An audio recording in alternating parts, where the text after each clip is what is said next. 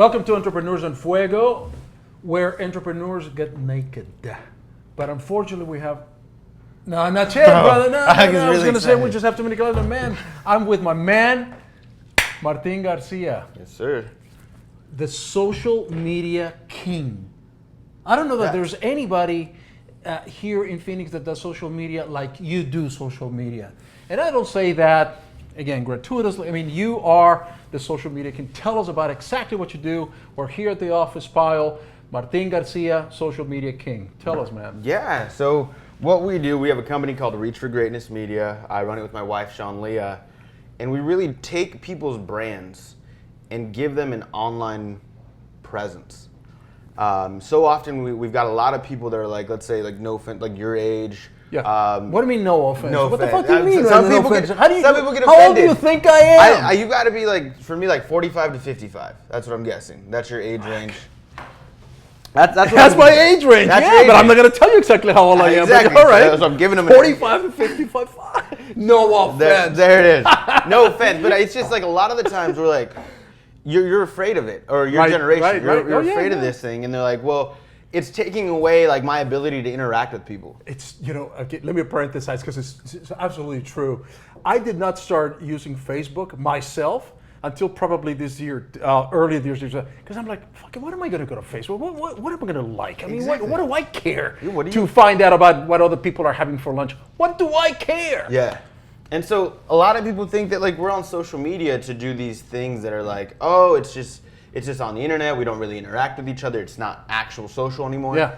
And it's flipping around completely different, where now I could go find out everything I want to know about you. And so when I show up and shake your hand, like I've already done my research. Right. We're already acquaintance. You know what I did last night. You're like, hey, how was your dinner party last night? But is that a good thing or a bad thing? Because the other side of the equation is like, old school, and you're talking about my age group. Yeah, when we met with somebody, I had no idea what this person was all about.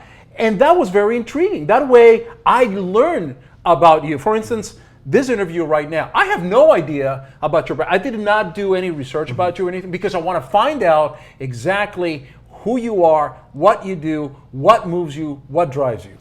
I would argue the other side. It's transparency. Okay. I'm no longer going to be some weirdo that like maybe lies to you up front and then is doing something completely different in the background. If I'm a company, I want complete transparency. I want people to know that we're not perfect. I want them to know that, hey, we messed up and we apologize for this. We own up, we take responsibility for what we've done. And so this allows companies, and what we do is we teach companies to create that transparency. So now, maybe you're not the best real estate agent in the world, but you tell me the truth. Hey, this house is a fixer-upper. The homeowners want $300,000, we've talked to them. 25 is a good number to drop it down. You're gonna have to do this, and that to it. You might not sell it, like you might not be the coolest real estate agent, but I know that guy's gonna tell me the truth. So we're talking about two things, I think. We're talking about the personal aspect of social media, or the individuals, but we're talking about the companies in social media. And I agree with you entirely as far as the company is concerned. There's gotta be that transparency. But as far as individuals is concerned, I think that it's gotten just to the point of, when you meet someone and you know everything about that individual, what's there left to talk? There's a lot more left to talk. Let's say, for example, if I wasn't in business, I would be working somewhere. And I would hope that the person that I work for encourages me to have some sort of brand for myself. Maybe I'm an accountant and I write blogs. So the day that that accounting firm can't have me there, I have something to take with me. You're building yourself up. It's like getting rid of resumes and just having your profile. Does that make sense? So like you might read my resume, but you don't know who I am. Well, the best thing I think what you're saying is that we as individuals are the best product. And if we consider ourselves a product, then we have to brand ourselves in such a way that every time that we introduce ourselves to someone, that brand is preserved. Exactly. It's your handshake now. We know that like a man gives a handshake and you're like, this is what it means, Correct. And so it's your handshake. It's who you are.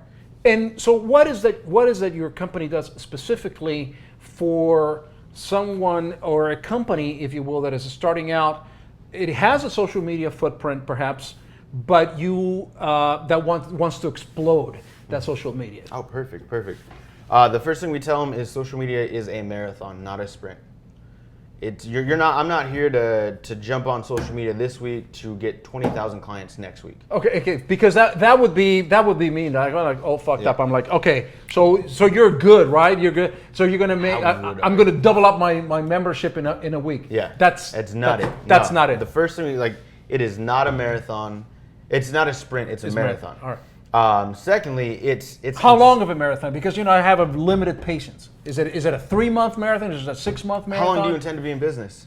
Well, for good, forever. Okay, so you want to have a good name, right? Yeah. This is the lifetime thing. We're going to take a look at this and figure out what is your best strategy. And a lot of people are like, well, I'm going to tell them about the office pile. We do this, we do this, we do this, we do this. Come on in. And that's not true. You want to add relevance to people. So we're like, hey, you're a real estate agent. Right now I'm studying a lot about real estate agents. You're a real estate agent. Don't sell me the house. Sell me the neighborhood around the house. Sell me the trails, the good places to go. Tell me that story. Tell me about success stories in here. Tell me about great coffee shops around the corner. What's that bikini cafe? The Bikini Bean? Bikini Bean. I want to have like a bikini co-working space, man. That's what I want to have. There you go. Increase our membership overnight. Just shut this down. We know what we're doing. Hell yeah, man. No, and so you want to be relevant. You want to create stories. Exactly. You want to tell stories. You want to tell a story about where you are, Okay. and then ask for the sale. Ask for the come on in. Let's take a tour. So you do 80%. I always play 80-20. You give 80% of relevant content, things that matter, things that I could share, cool pictures. Maybe advertising for Abe, for different artists. And then you're like, come on in. So 8 times and then 20. 8 times, and then we teach companies to do this for themselves. So that way they're not just a brand that's hawking their stuff all day long, Gary Vaynerchuk, huge in social media right now. He came out with a book called Jab, Jab, Jab, Right Hook. And he talks about the same thing. He's like, you gotta jab people with the good stuff, with the shareable content, with the things that make them feel good, with the stories you're telling, and then be like, hey, buy my book. Hey, come on in, grab a T-shirt, and things like that. And so that's what we do. And we take that relevance, we teach people that social media is not a distribution. It's a place to build a community, build your brand, and create a movement. Did you always work for yourself, or did you work for corporate America as well? I'm 26. I studied political science. Coming straight out of college, I was accepted in law school, but I opened a construction business. So I did construction for a year, and I said, that's awesome. I made good money. I went on. Then I went to work for an insurance company. Yeah. It was nice. I learned a lot, but I realized I don't want to be in an office. Then I worked for a sales company, thinking I'm good at sales, and that just wasn't my thing. And so then I was like, what is my thing? I like talking to people. I like communicating. And I love social media. I understand it. I'm a big fan of trends. I was like, I'm going to do what I'm good at. I'm going to find my strengths and bet on those instead of trying to better the things that I'm not great at. I can't write. I'm not a writer. I've tried to write blogs. You ever tried to write a blog? Yeah. Yeah, I can't write a blog. I'm dyslexic and I jump around. Give me a camera. I love being on camera. There you go. I Periscope 5-6 times a day. Is that the next best thing? Oh, the next thing? Oh yeah. We were periscoping all the time ourselves. Oh yeah. I'm on Periscope. I have my brand. My wife has her brand. We have a brand together. The company has a brand. Right. I love Periscope. It's instant customer feedback. When you used to have to make a commercial, pay thousands of dollars, air it, wait 3 weeks for see if it worked. And then you're like, oh, it worked. Let's do it again. You know what's weird though about Periscope is that I'm messing on my own play. What's weird about Periscope is that since it's so new, we're still trying to figure out ways to capitalize on it and how to use it. And so I got this notice on my phone.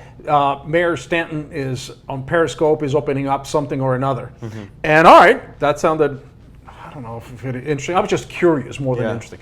And so I went ahead and hit that, and whoever was filming, or whoever was in charge of that phone, had their phone pointing to the ground. Oh God. And this is from the mayor of Phoenix. And Yeah. I'm like, just get it up a little bit, So we still haven't realized that, dude, you're holding a camera with you, broadcasting to the world. Do something with it, something intelligent. Dude had fucking camera pointing to the ground. I'm like, idiot, get it up, get it up. Comment it. Comment Let it. him know. Jesus. Hey, point the camera up. I see people that have their screens turned sideways, and it just doesn't allow it. It's a weird feel for anybody who's watching. And so I'm like, hey, buddy, Periscope is made for it's not made for landscape. And they're like, oh, sorry. Oh, And sorry. then they switch it. Yeah. And then like you give them hearts and let them know that you're happy. They're like, it's like an animal. You just gotta like give it treats, I think that it would be amazing for you to give a workshop about Periscope. You can take the whole, 30, 40 minutes talking about, if you're going to Periscope, A, B, C, and D. These are the steps that you have to do, that you have to take, and this is how you do it. Because a lot of us, we're like, oh, what is this? Just fucking pointing at you and going, So it's amazing. So all right, so you have your social media company, and you're helping a lot of companies kind of exploit social media. Some of us that don't know anything about social media, you kind of help us out a little bit and so forth. Where do you see yourself in the next 3 years? The next 3 years. With your company? With is my this something that you're going to continue to do, or are you going to jump around into the next idea? No. What do you think? My goal, and for the same reason that I think social media is a marathon run, I'm playing a 15, 20-year game right now. That's what we sat down, and like my wife and I, like my best friend, we sit down and we're like, all right, what's our 20-year goal? Right. This is in the 3 years, and it's like, okay, Reach for Greatness social media company is the center of everything that we want to do for the rest of our lives. It's where we build a marketing arm, because from there we want to play into venture capitalism. Okay. That's a field that I want to play in. I want to go into finding random immigrant kids that have great ideas but don't have the money or the backing or the parents to teach them what's up, and be like, dude, I believe in you. Here's some money, and I have a marketing company that'll wave around what we need to wave around. Interesting you say that, because we do have a nonprofit foundation here at the Office Pilots called the Top Foundation that actually advances entrepreneurship for underprivileged kids. And so I appreciate that. What, if anything, though, I mean, you're an entrepreneur. I mean, you've had a couple of businesses, but what fuels your fire? What gets you up in the morning?